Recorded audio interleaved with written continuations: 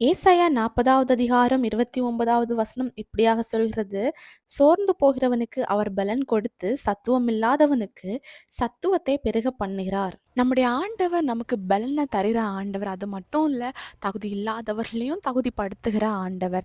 இன்னைக்கு நம்முடைய வாழ்க்கையில சில இடங்களில் பலன் இல்லாதபடிக்கு குன்றி போய் இருக்கிறோம். ஏன் பலன் இல்லை அப்படின்னா, அதுக்கு காரணம் நமக்குள்ளாடி இருக்கிற ஒரு சோர்வு. இந்த சோர்வு எப்படி வருது அப்படின்னா, நம்மளை சுற்றியுள்ள நபர்களாலேயும் இன்னும் சூழ்நிலைகள்னாலேயும் வருது. நம்மளால் சில நேரங்களில் ஜெபிக்க முடியாது, துதிக்க முடியாது, பைபிள் வாசிக்க முடியாது. அது மட்டும் இல்லை, நம்ம நினைக்கிற காரியங்களை கூட நம்மளால் செய்ய முடியாதபடிக்கு நமக்குள்ளாடி ஒரு சோர்வு, மனமடிவு, வெறுப்பு.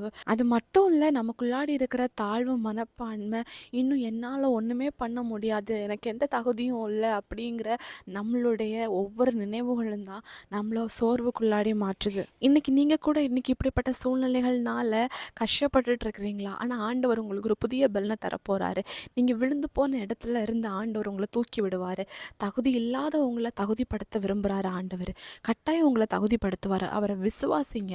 நீங்கள் விசுவாசிக்க விசுவாசிக்க ஆண்டவர் ஒரு புதிய பலத்தை தந்து, நீங்கள் எந்த இடத்துல சோர்ந்து போய் நிற்கிறீங்களோ அந்த இடத்துல உங்கள் தலையை உயர்த்துவார். ஆண்டவரை விசுவாசிங்க, அற்புதங்களை எதிர்பாருங்க. இயேசு கிறிஸ்துவின் நாமத்தில் ஆமேன்.